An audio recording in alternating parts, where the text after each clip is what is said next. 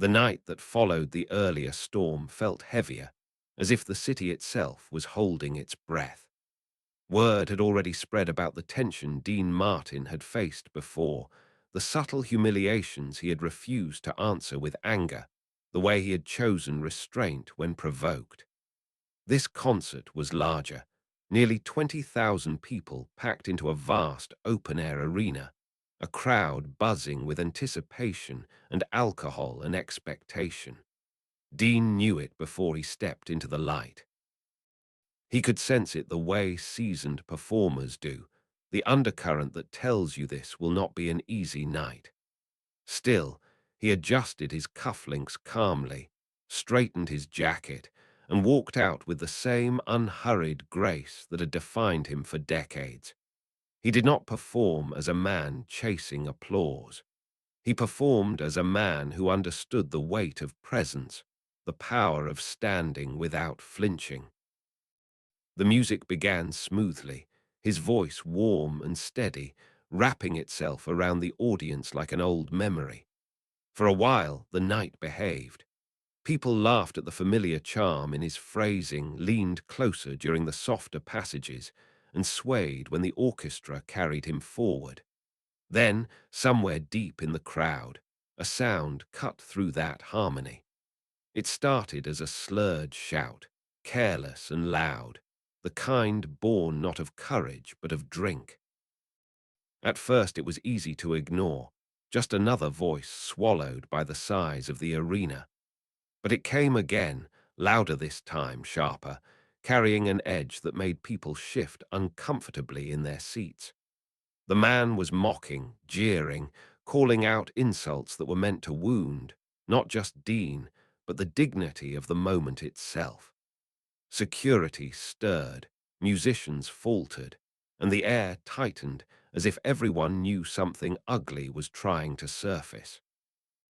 Dean stopped singing, not abruptly, not in anger, but with a deliberate stillness that rippled outward. The orchestra fell silent, one by one, instruments lowering as they followed his lead. The heckler laughed, emboldened by the pause, hurling another remark that crossed from rudeness into cruelty. It was not clever, not witty, just a raw attempt to humiliate a man who stood alone under the lights. In that instant, the injustice became clear. This was not about a drunk voice interrupting a show. It was about disrespect, about someone trying to claim power through degradation, assuming that volume and insult could overpower dignity. The crowd began to murmur, torn between outrage and uncertainty, waiting to see if Dean Martin would respond like so many others had, with anger or dismissal. He did neither.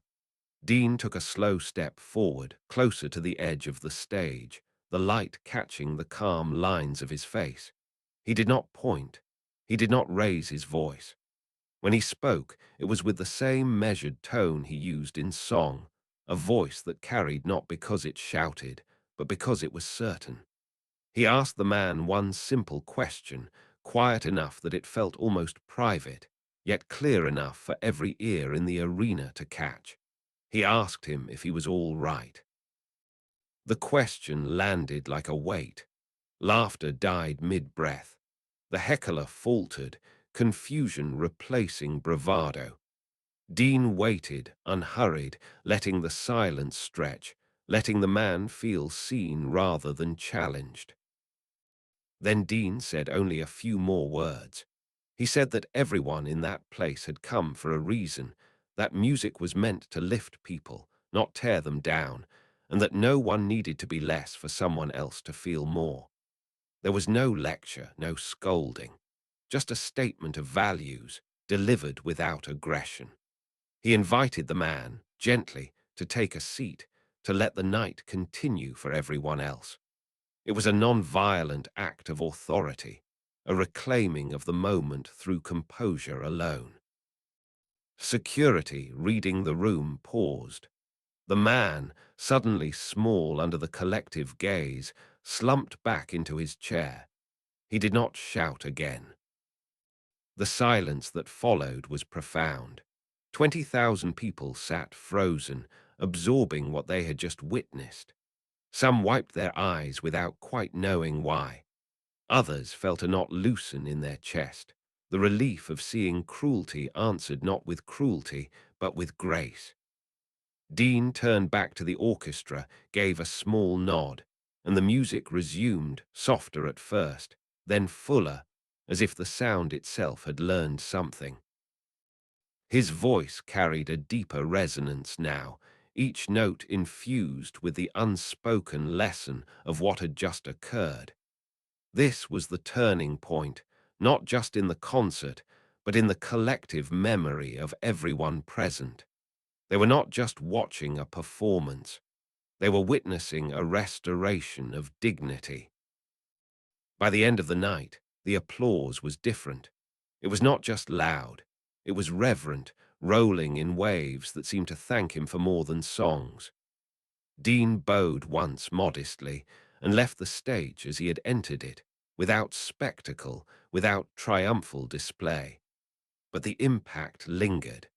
People would talk about that moment for years, not because of the Heckler, but because of how effortlessly Dean Martin had reminded them what true strength looked like. In a world that often rewards noise and aggression, he had chosen quiet authority. And in doing so, he had stunned 20,000 people into remembering the power of respect, the beauty of restraint, and the enduring force of a man who never needed to raise his voice to be heard. The days after that night unfolded with a strange quiet, the kind that follows a public reckoning. Newspapers mentioned the concert briefly, radio hosts spoke about the music, but among those who had been there, something deeper lingered. Dean Martin felt it most clearly in the silences between engagements, in the way strangers now looked at him not with curiosity or nostalgia, but with a softened respect. He had not intended to make a statement. He had only acted in accordance with the man he had spent his life becoming. Yet he understood that moments like that never end when the lights go out. They travel forward, gathering meaning. And as he prepared for his next appearance, a private charity gala tied to an industry event heavy with power and hierarchy, he sensed that the test was not over, only changing shape. The gala was elegant on the surface, polished floors, crystal glasses, laughter carefully measured to sound effortless. But beneath it ran an old tension Dean knew well, the quiet cruelty of people who believed status excused behavior. This was not a crowd that shouted insults. This was a crowd that humiliated with smiles, that dismissed with raised eyebrows and half sentences.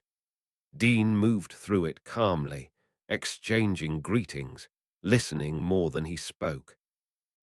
He noticed the waitstaff being spoken to as if they were invisible, the subtle jokes made at the expense of those who did not belong to the inner circle.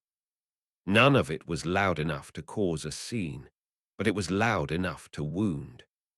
The injustice here was refined, dressed in tuxedos and polite applause, and it unsettled him far more than the drunken heckler ever had.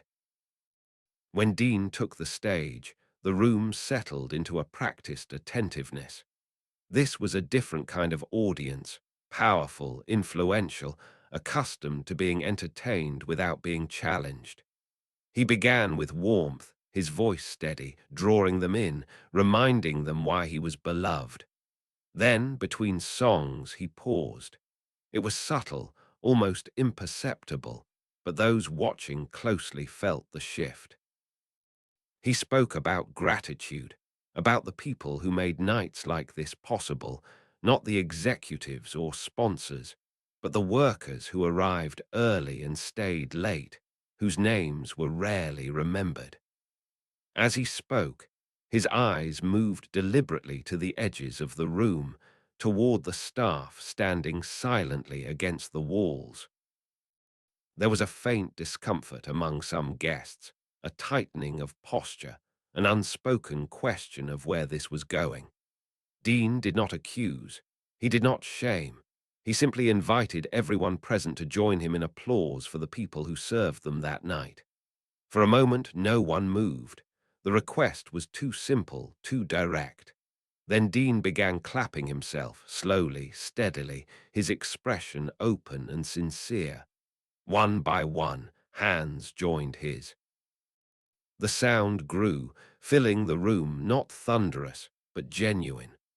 The staff looked up, startled, some blinking back tears, unused to being acknowledged in such a space. In that quiet act, Dean shifted the balance of power without confrontation, restoring dignity where it had been quietly eroded. The applause ended, and something in the room had changed. Conversations afterward were softer, eyes met more often, orders were given with courtesy. Dean returned to his seat without ceremony, his part done. He did not linger on the moment, did not claim it as a victory, but those who witnessed it understood the pattern now. This was not coincidence. This was character. And as the night drew to a close, it became clear that Dean Martin's greatest performances were no longer confined to music. They were acts of moral clarity, delivered with restraint, reminding everyone watching that true authority does not dominate, it elevates. The invitation for the next performance arrived quietly, without fanfare, yet Dean Martin understood its weight the moment he read it. It was a televised benefit, broadcast coast to coast, an event designed to look generous while quietly reinforcing old hierarchies. Dean had attended many like it before, but this one carried an unspoken expectation. After the recent moments that had followed him, some admired him more deeply, while others watched with a sharper eye, waiting to see if he would continue to disrupt the comfort of those who preferred things unchanged. Dean accepted without comment. He did not see these moments as battles to be chosen or avoided. He saw them as chances to behave correctly when it mattered. The rehearsal hall the afternoon before the broadcast felt tense in a way Dean recognized immediately. Producers moved quickly, voices clipped, schedules tight. A young singer, talented but unknown, stood off to the side waiting for instructions that never seemed to come. When she finally spoke up, her request was brushed aside with impatience, her concerns dismissed as inconvenience.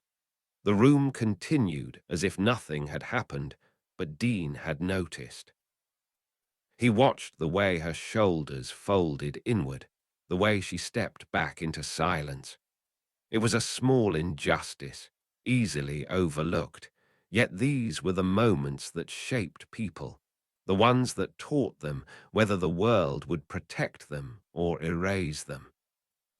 Dean approached the producer calmly, not with accusation, but with quiet insistence. He asked that the schedule be adjusted, that the young singer be given her rehearsal time, that she be treated as a professional rather than a placeholder. The producer hesitated, clearly unused to being challenged, especially not by someone who refused to raise his voice. But Dean's presence carried its own authority. He did not argue. He waited. The adjustment was made. The singer looked up in disbelief, gratitude flickering across her face, a confidence returning she had not known she was allowed to keep. That night, under the bright heat of the studio lights, the audience applauded Dean as expected. He delivered his performance with the same measured elegance, his voice rich with familiarity. But when the time came for the young singer to take the stage, something unexpected happened. Dean did not retreat to the wings as planned. He remained at the side of the stage, visible, attentive, his posture a quiet signal of support. When she finished, he was the first to applaud, his approval unmistakable. The cameras caught it, the moment carried into living rooms across the country, a silent endorsement that needed no explanation. Backstage afterward, emotions ran high. The young singer thanked him through tears she tried to hide, and Dean listened, saying little, understanding that words were not always the most powerful gift. Around them, others watched, some thoughtful, some unsettled. The pattern was undeniable now. Dean Martin was not merely enduring these moments, he was shaping them. Each quiet intervention built upon the last, deepening the stakes, widening the impact. He was not seeking to expose wrongdoing publicly, but to correct it privately where possible, to leave dignity intact rather than shattered. As he left the studio that night, the city lights reflecting softly off the pavement, Dean felt a familiar calm settle in his chest. He knew this path would not make everyone comfortable, but comfort had never been his aim. Integrity was. And as the next chapter approached, one that would test not just his composure but his reputation, he remained steady, prepared to face whatever came next with the same quiet strength that had already begun to change the rooms he entered. The next challenge did not arrive as a confrontation or a scene, but as a rumor that moved faster than truth ever does. It surfaced in dressing rooms and private lounges, carried in lowered voices and careful smiles, suggesting that Dean Martin was becoming difficult, that he was using his stature to interfere, that his recent actions were less about principle and more about control. No accusation was spoken plainly, but the intent was clear. It was an attempt to undermine credibility without leaving fingerprints. Dean understood this tactic well. It was the kind of cruelty favored by those who disliked being corrected, especially when correction arrived without anger, because quiet authority leaves no easy way to retaliate. The setting for his next appearance made the tension impossible to ignore. It was a prestigious theatre, old and revered, filled with executives, sponsors, critics, and performers whose careers were shaped by the opinions seated in the front rows. Backstage, the atmosphere was polite but brittle. Conversations paused when Dean entered.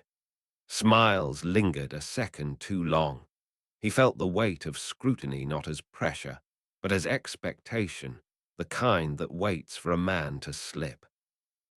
He prepared as he always did, slowly, deliberately, anchoring himself in routine rather than speculation. Whatever was being said about him would not change how he behaved on that stage. Midway through the performance, the tension surfaced in a different form. A segment had been planned in which several performers were to be introduced, but one name was quietly removed at the last moment. A veteran musician, known more for his reliability than his connections.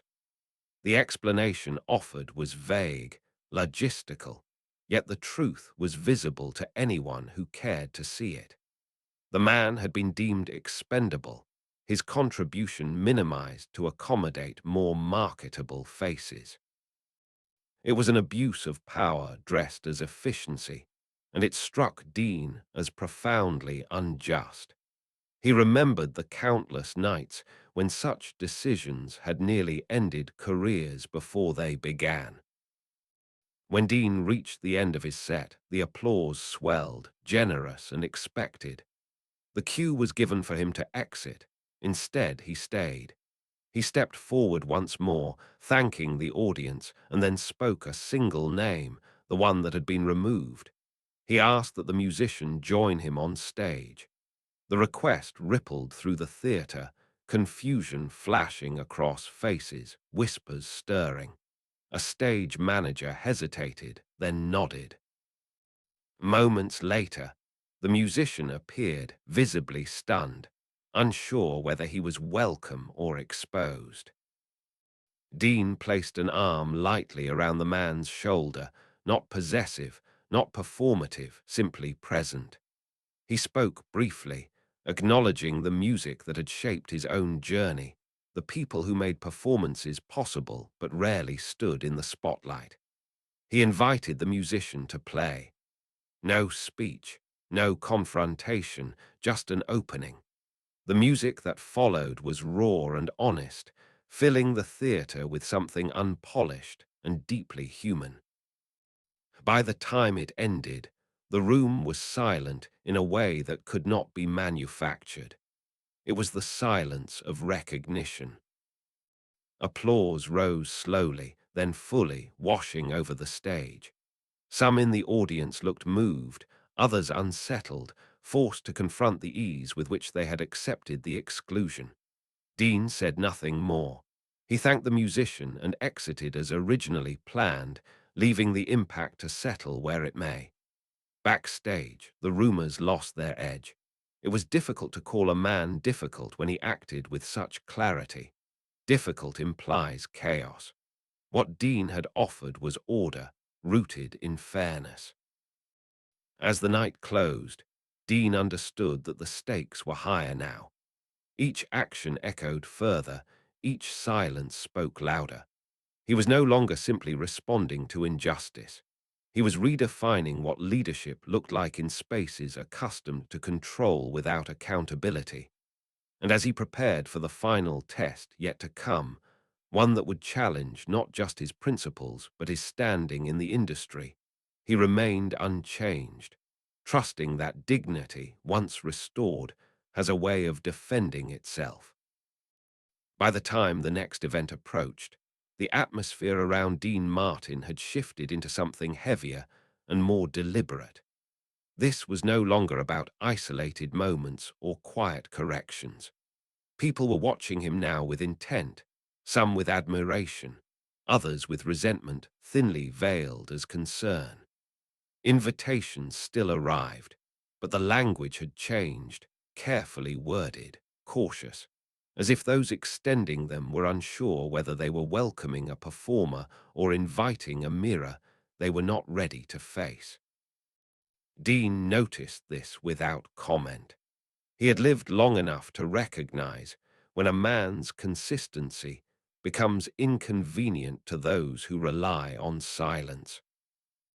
The venue was one of the largest of the tour, a cavernous hall filled with industry leaders, donors, and an audience conditioned to spectacle.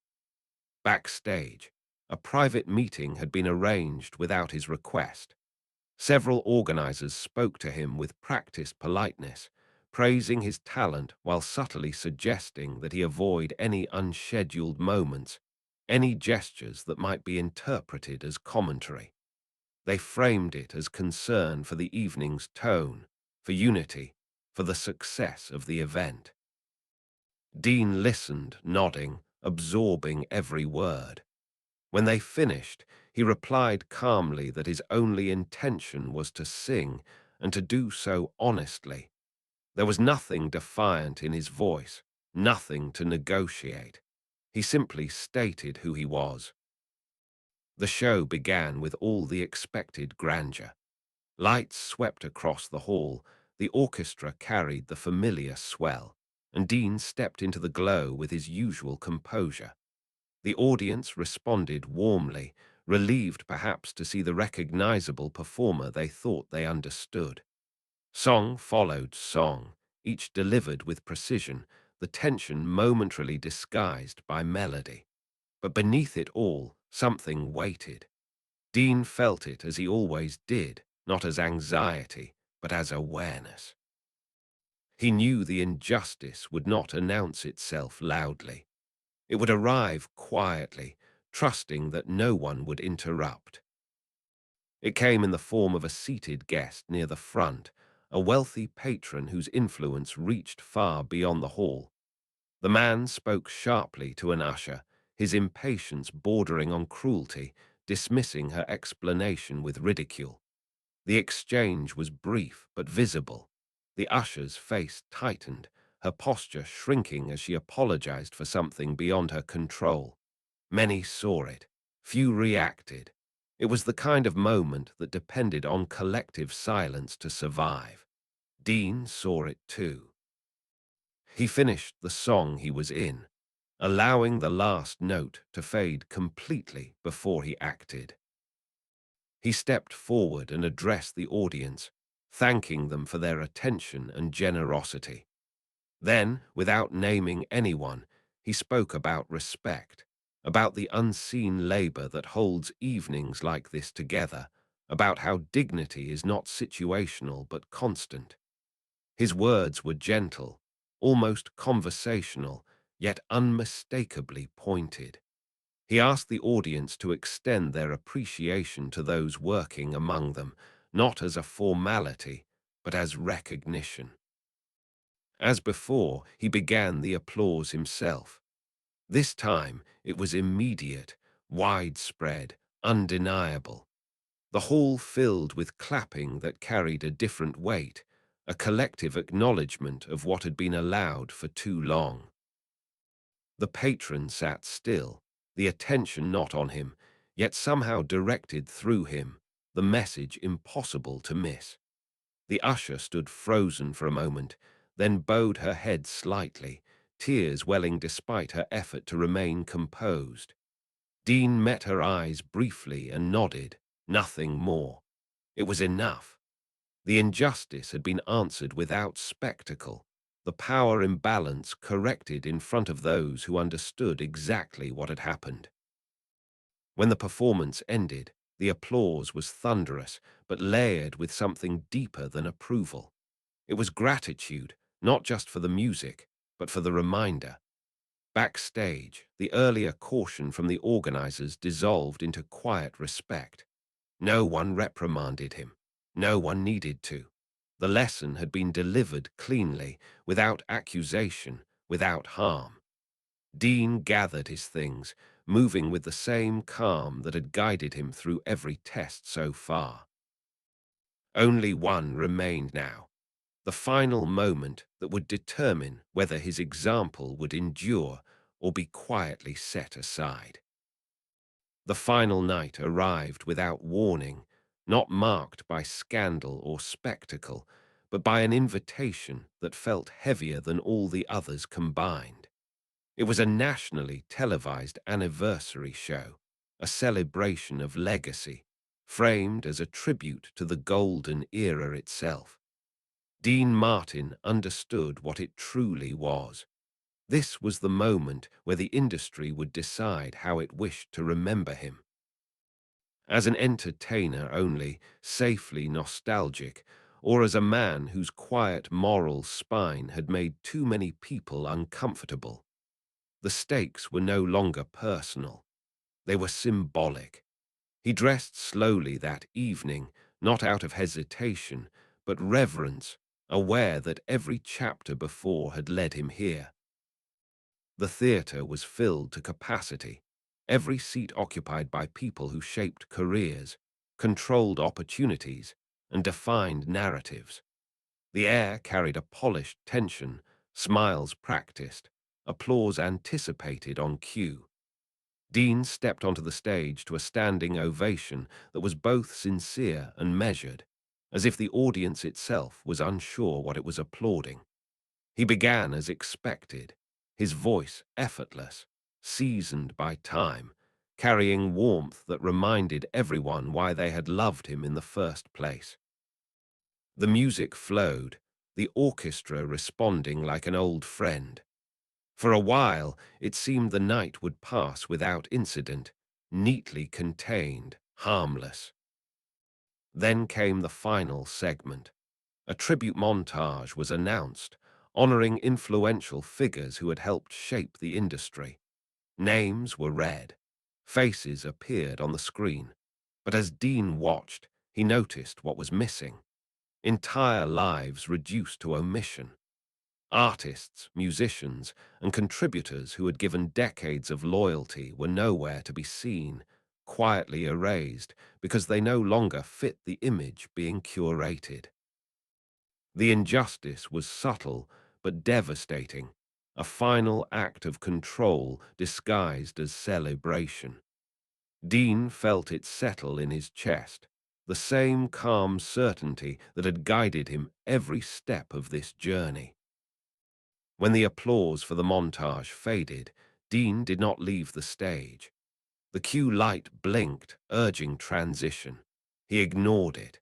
He stood still, letting the silence grow until it became impossible to rush past.